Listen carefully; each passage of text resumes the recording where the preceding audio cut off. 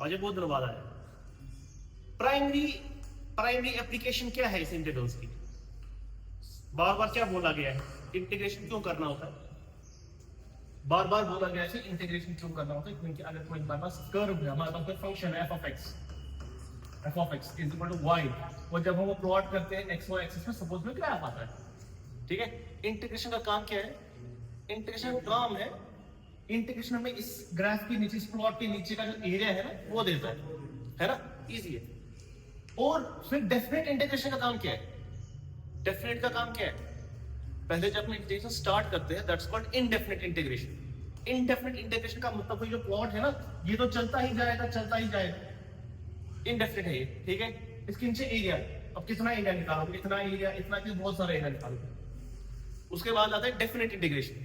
Definite का मतलब होता है हमें यहाँ पर दो लिमिट्स दी गई है कि भाई यहाँ पर जो, अगर ये a है, ये b है, ध्यान से सुनो, अगर ये पॉइंट a है, ये पॉइंट b है, इस लाइन का नाम क्या है? ये क्लास 11 में पढ़ते हैं हम स्ट्रेट लाइन से। इस लाइन का नाम होता है x is equal to a। इस लाइन का नाम क्या होगा? x equal to b। ये लाइन का नाम है, ठीक है। ये कैसे लाइन का नाम हो? देखो, इस लाइन पे कितने पॉइंट होंगे? अरे नहीं, इस छोटी लाइन पे, छोटी लाइन का इनफाइनाइट पॉइंट, इस छोटी लाइन पे लिमिटेड पॉइंट्स, यहां से लेकर यहां तक कितने पॉइंट्स आएंगे? इनफाइनाइट लाइन, इनफाइनाइट पॉइंट्स में जब मैं ऐसी लाइन बनाऊंगा, फिर मैं आर्बिट्री लाइन बनाऊंगा, फिर मैं पूछूंगा आपसे इस लाइन पे कितने पॉइंट होंगे, आप तब बोलोगे इनफाइनाइट, ठीक है। ये पॉइंट समझो, ये पॉइंट समझो, ये देखिए, अगर मैं इस पॉइंट के कोऑर्डिनेट पूछूंगा आपसे, आप क्या बोलोगे? कोऑर्डिनेट क्या होते हैं? पहले x का वैल्यू से y का वैल्यू। x का वैल्यू क्या है? a comma something. इसका जब पूछूंगा, इसका क्या बोलोगे? a comma something else. इसका जब पूछूंगा a कॉमा कुछ और। इसका जब पूछूंगा, तो जो भी सारे पॉइंट्स इस लाइन पे होंगे ना, उन सबका x कोऑर्डिनेट क्या होगा? a होगा, सपोज। इसलिए इस वाली लाइन का नाम क्या पड़ता है? x इक्वल टू a, ठीक है। इस वाली लाइन का नाम क्या पड़ेगा?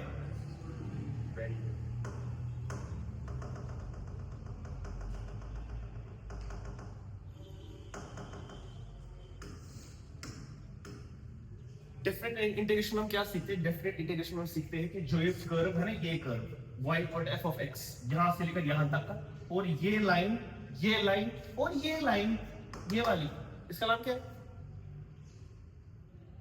इसका इक्वेशन क्या? ये तो है x एक्सिस, लेकिन इसकी इक्वेशन क्या है? जैसे इसकी equation x equal to a, इसकी इक्वेशन क्या है? y equal to 0। यस, इसका इक्वेशन y इक्वल टू 0। क्यों? अगर मैं कोई भी पॉइंट इसका लूंगा, उन सब का y कोऑर्डिनेट क्या होगा? इसलिए इस x axis is also known as y equal to 0, y axis is also known as x equal to 0, ठीक है। Very good. तो डेफिनेट इंटीग्रेशन का काम है हमें बस इस पोर्शन का एरिया लेना, जो हमारे limits x equal to a और x इक्वल टू b के बीच में पड़ेगा। फाइन। आज मैं चैप्टर का नाम है एप्लीकेशन ऑफ इंटीग्रल्स। इसमें अगर आप लोगों को याद होगा, क्लास 11 में हम स्ट्रेट लाइंस के बाद एक और चैप्टर पढ़ते हैं, कोनिक सेक्शंस। कोनिक सेक्शन है ना, उसमें बहुत सारे कोनिक शेप्स हम पढ़ते हैं। सबसे पहला सर्कल होता है, उसके बाद पैराबोला आता है, इलिप्स आता है ना। इस तरह एक दो भी और आते हैं। Yes, exactly. उनकी इक्वेशन याद है आपको? कोई बात नहीं, मैं कर रहा हूँ, ओब्वियसली का याद हो। उनकी इक्वेशन कुछ होती है, ओब्वियसली वो इक्वेशन x और y के बीच में होता है। जैसे फॉर एग्जांपल लाइन की इक्वेशन याद है आपको? एटलीस्ट लाइन की y is equal to mx plus c। ये तो स्ट्रेट लाइन इक्वेशन है, इसको बोलते हैं slope intercept form. Double intercept form याद है किसी को? Double intercept form.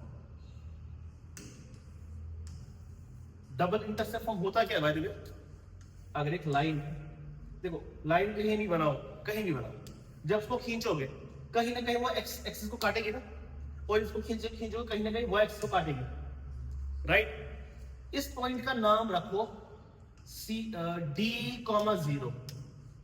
क्या 0 आएगा यहाँ पे? क्योंकि x एक्सिस पे है ना, तो x एक्सिस पे सभी पॉइंट्स का y कोऑर्डिनेट क्या होगा? 0। और समझो कि यहाँ पर x 0 से लेकर यहाँ तक की लेंथ d है, और यहाँ पर मानिए पॉइंट 0,c। क्या इस लाइन पे सभी पॉइंट्स का x कोऑर्डिनेट 0 होगा? है ना? तो इस पॉइंट का नाम को 0,c, यहां तक से लेकर यहां तक की हाइट c है। Double intercept form of line क्या होता है? x divide by x intercept. x intercept क्या है? x इंटरसेप्ट d है, plus y divide by y intercept. y intercept क्या है? Is equal to 1। फाइन। ये भी है, जैसे y is equal to mx plus c होता है ना स्ट्रेट लाइन की इक्वेशन, इसको बोलते हैं slope intercept form.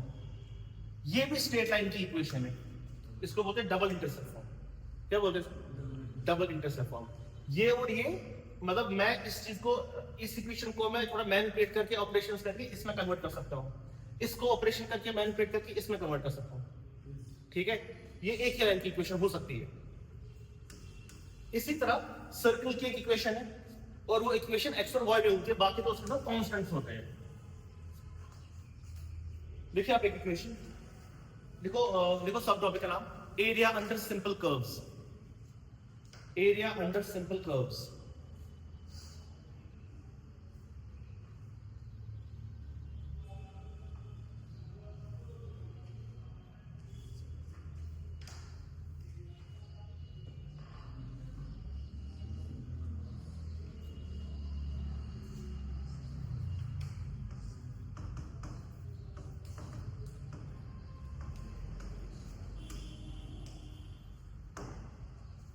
Area under simple curves. लिखो पहला कर्व लिखो, x square plus y square is equal a square.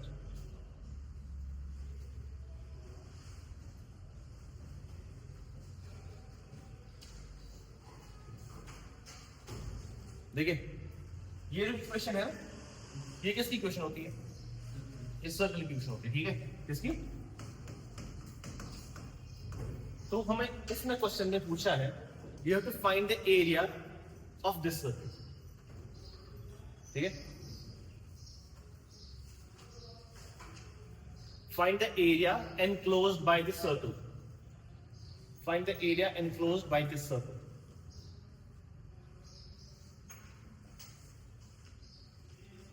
find the area enclosed by this circle। सुनो,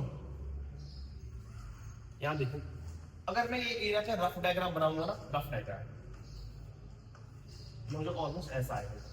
ठीक है, यहाँ पर जो एक ए स्क्वायर है ना, इस जब हम कोई भी किसी भी एलिमेंट्री शेप की स्टैंडर्ड फॉर्म लिखते हैं ना, स्टैंडर्ड इक्वेशन लिखते हैं, उसमें हर एक यू नो वेरिएबल का, अल्फाबेट का कोई ना कोई मतलब होता है। जैसे अभी जब हमने डबल इंटरसेप्ट फॉर्म पढ़ा, x divide by d plus y divide by c is equal to 1, इसमें x और y जो वेरिएबल है, d और c का मतलब क्या? d क्या होता था? x एक्सिस पे इंटरसेक्ट, और c क्या होता है? y एक्सिस पे इंटरसेक्ट। वैसे ये जो इक्वेशन है ना, इसमें भी हर एक टर्म का मतलब है कोई। x और y तो वेरिएबल है, ठीक है, जब जितना x चेंज करोगे उतना y भी चेंज होगा। ये a है ना, यहां से ये क्या होता है? ये इस सर्कल का रेडियस होता है। क्या होता है यार? ये सर्कल का रेडियस। अब देखिए, ये पर एक सेकंड, अगर आप इंटीग्रेशन इस पूरे का लगाओगे, आपको ये एरिया और ये एरिया तो पॉजिटिव आएगा, लेकिन ये एरिया और ये एरिया क्या आएगा? तो ये सारा क्या हो जाएगा? जीरो हो जाएगा ना। क्या वो करेक्ट आंसर है? नहीं है ना, क्योंकि क्लियरली इस एरिया का, इस सर्कल का एरिया है। हम क्या करेंगे? क्या ये सर्कल सिमेट्रिक है ना? और वैसे सर्कल सिमेट्रिक ही होता है। अगर हम खाली इस पोर्शन का एरिया निकालेंगे और इसको मल्ट करके 4 करेंगे, क्या वो करेक्ट, क्या वो करेक्ट चीज देगा? वही करते थे ना, देखते क्या होगा। पहले तो हमें ये देखना है, जब इंटीग्रेशन करते हैं ना, ये क्वेश्चन है आपका, जब हम इंटीग्रेशन करते हैं हमारे पास फंक्शन होना चाहिए f of x। सारा फंक्शन किसमें होना चाहिए? सिर्फ वेरिएबल क्या होना चाहिए? सारा फंक्शन f of x होता है ना, f of x का मतलब होता है सारा फंक्शन x के वेरिएबल में, y नहीं होना चाहिए। तो इसका y भी आ रहा है, तो हम एक काम करेंगे, हम y को एक तरफ लेंगे, बाकी सब को दूसरी तरफ। ये क्या बनेगा? y square is equal to a square minus x square। That implies y is equal to a square minus x square plus minus। Square को होकर प्लस माइनस आगे रूट के साथ, करेक्ट। लेकिन चूंकि हम एरिया निकाल रहे हैं, हम प्लस यूज करेंगे कि माइनस यूज करेंगे? प्लस, प्लस, ठीक है। प्लस करो अपना number.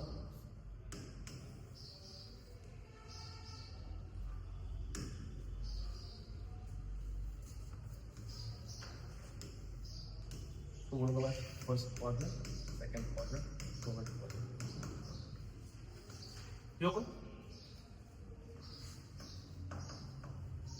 area of the circle is equal 4 times area of part 1. ये सही है? That implies area of circle is equal 4 times. अब हमें सिर्फ इस पार्ट की इंटीग्रेशन करनी है ना, इस पार्ट को, इस पार्ट उसी को यहाँ देख, ये जो पूरा आर्क है ना, ये सर्कमफ्रेंस, ये सर्कमफ्रेंस एक एक्स वाई एक्सिस पे ये कर्व है, ये प्लॉट एक है। मतलब जब मैं एक्स को कोई वैल्यू देता हूं, मुझे वाई का कोई वैल्यू आ जाता है, तो मैं पॉइंट यहाँ पे डालता हूं। जब मैं एक्स का ये वाला वैल्यू डालता हूं, मुझे वाई का ये वैल्यू, ये वाला पॉइंट आ जाता है, मेरा दूसरा पॉइंट ये बनता है। इसी तरह जब मैं एक्स के वैल्यू देते जाता हूँ, मुझे ये पॉइंट आता है, पॉइंट पॉइंट पॉइंट पॉइंट, ऐसे इन सब पॉइंट से मेरा क्या बन जाता है? एक सर्कल। तो मुझे बोलो, ये जो सारे पॉइंट्स आ रहे हैं ना, ये किस इक्वेशन से आ रहे हैं? ये इस इक्वेशन से आ रहे हैं ना। जब मैं x में 5 डालूंगा, जब मैं x में 5 डालूंगा, मुझे रेडियस 10 गिवन होगा फॉर एग्जांपल, मुझे y का कोई ना कोई वैल्यू आ जाएगा ना, तो मैं वही यहाँ पर प्लॉट करूंगा, यहाँ पर प्लॉट करूंगा, मुझे ये पॉइंट आ जाएगा या कोई और पॉइंट आ जाएगा। अब मुझे बताओ, ये जो यहां से लेकर यहां तक का हिस्सा है, ये कर्व भी मुझे किस इक्वेशन से आया है? इस इक्वेशन से। So now I have to find the area enclosed by the curves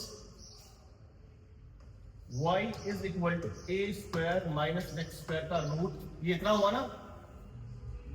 ये क्या इक्वेशन है? इस लाइन की इक्वेशन क्या है?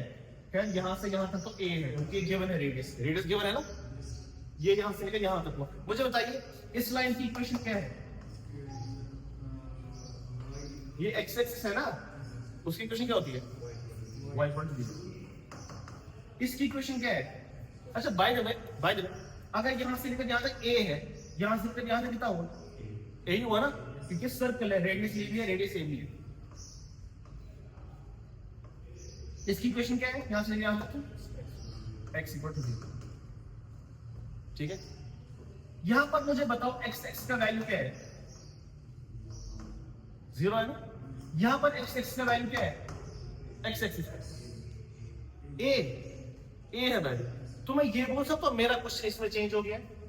आई have to find the area of this thing, area of,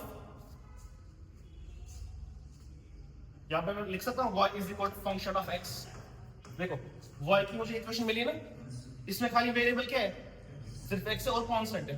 तो मैं ये बोल सकता हूं y is function of x, और हमारा फंक्शन ये है। अब देखिए, this area of i is equal to integration of f of x with respect to x under limits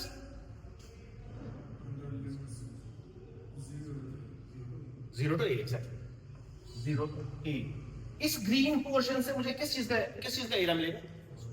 first quadrant का। इसी एरिया को जब मैं मल्टीप्लाई में 4 करूंगा, मुझे किसका एरिया मिलेगा? और इस सर्कल का। ये बस सारी समझ आया शायद? खुदा से हाँ जाए समझ। अब करिए इस नोट,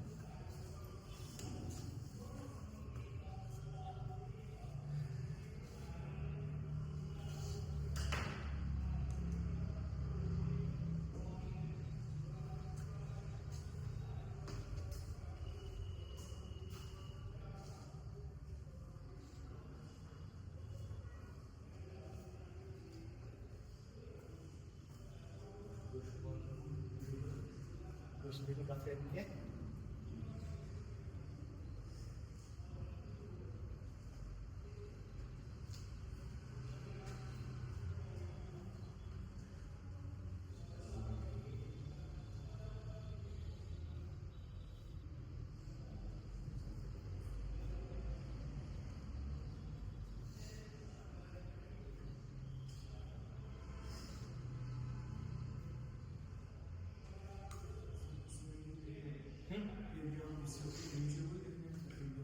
मैं समझाने क्या बोल रहा?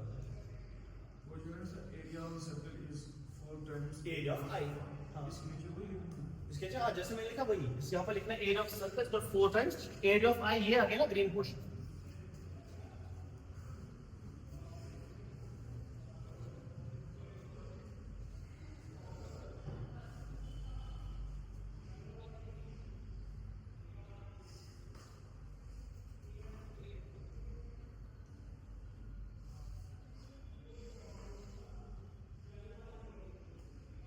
हो गया?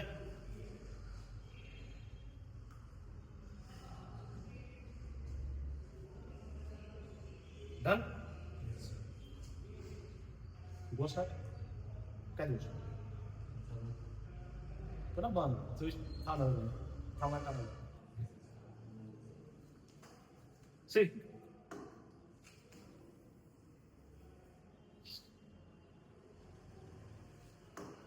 Look at it. That implies 4 times 0 8. f of x की जगह क्या लिखूंगा मैं?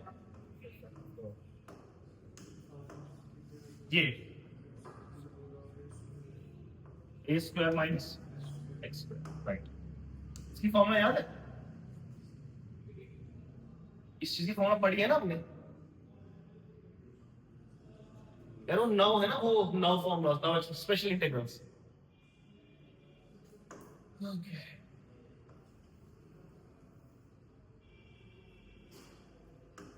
This is equal to 4 अपना यहीं पर है। This is equal to x square by 2 into ये वापस a square minus x square है। उसके बाद plus a square by 2 into sin inverse x by a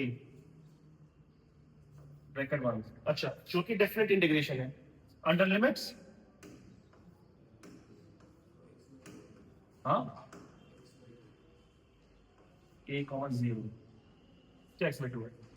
यहाँ पर x by 2 है, हाँ ये x by 2,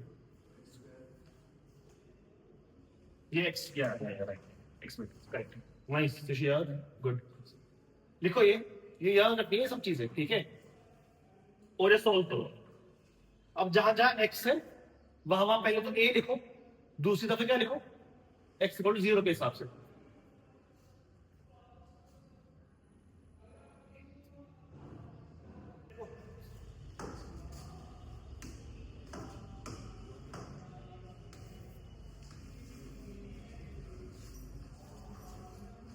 देखो देखे ना टाइमिंग 4 की जगह 4 ही लिखो, ठीक है? और इस पूरे ये पूरा मुझे रिपीट करना है, ये पूरा मुझे 2 बार लिखना है। एक बार मुझे x की जगह क्या लिखना है? a, दूसरी बार मुझे x की जगह क्या लिखना है? और उन दोनों को आपस में सबट्रैक्ट करना है। चलिए देखते हैं क्या होगा। 4 टाइम्स a by 2, यहां पर a आएगा ना, फिर से a square minus a square 0 लिखने की जरूरत नहीं है, plus a square by 2, x की जगह क्या है? a by a is 1, sign कब 1 होता है? पाई बाई 2 पे, तो a स्क्वायर बाई 2 के साथ पाई बाई 2 आएगा। हो गया एक बार, माइनस दूसरी बार 0, x की जगह 0, तो ये सारी टर्म खत्म, a स्क्वायर बचेगा अभी, sine x by a, x की जगह 0, 0 बाई a 0, साइन कब 0 होता है? 0 पे, तो ये सारा भी खत्म, तो ये सारा क्या आएगा दूसरी टर्म में? 0 is equal 4 times a by, हाँ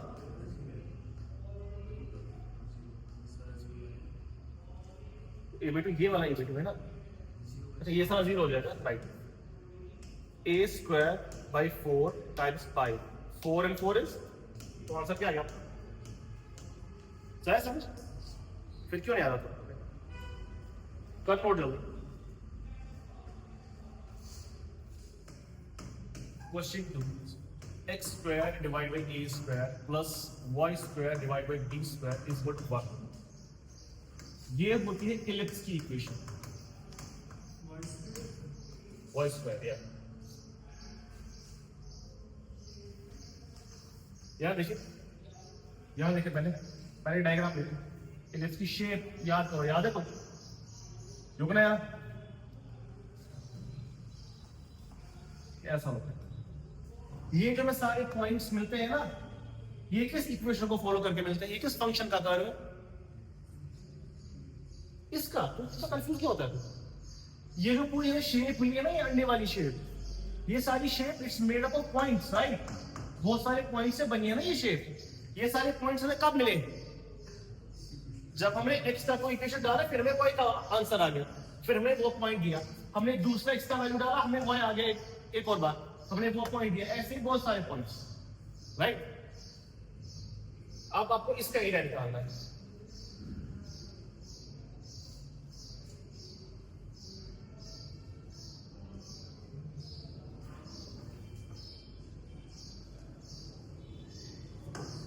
इलिप्स की एक और बात बता दूं, सुनिए, यहाँ जैसे लाइन की डबल इंटरसेप्ट फॉर्मूला, लाइन की डबल इंटरसेप्ट फॉर्मूला क्या होती है? x by x intercept plus y by is equal to 1। ये क्या होता है? जब मैं उस लाइन को कितना भी लंबा खींचूं, जब वो x एक्सिस को मीट करेगा, उसमें क्या बोलेगी? उस पॉइंट को x इंटरसेप्ट। जब मैं y की तरफ खींचूंगा, जहां फिर y एक्सिस को मीट करेगा, उस पॉइंट को क्या बोलेंगे? y इंटरसेप्ट, ठीक है ना? ये भी कुछ इलिप्स की इक्वेशन है, ये कुछ ऐसी है। ये x एक्सिस के देखो, x एक्सिस के अलोंग इसका रेडियस 1 है, लंबा है ना? y में इसका रेडियस छोटा है ना? तो क्या होता है? x के नीचे a है, तो यहां से लेकर यहां तक कितनी लेंथ है? a। इस पॉइंट का कोऑर्डिनेट क्या है? a, y के नीचे क्या है? तो यहां से लेकर यहां तक कितनी लेंथ हुई? b। इस पॉइंट के कोऑर्डिनेट क्या होंगे? 0, b। Fine, good.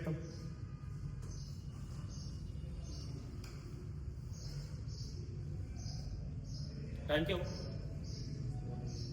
और नाउ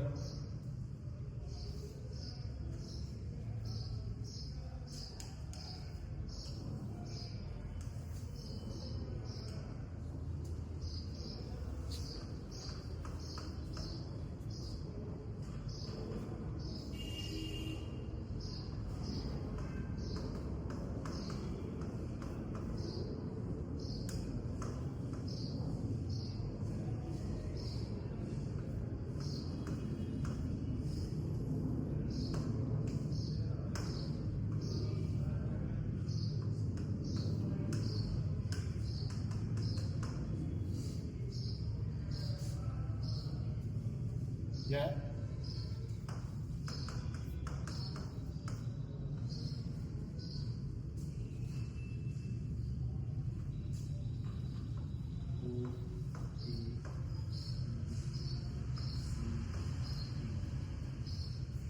देखिए, हमें एरिया क्या निकालना है? हमें निकालना एरिया ऑफ ABCD, ये निकालना है। This is equal to 4 times area of OBC, सही है? और ये OBC ट्रायंगल नहीं है।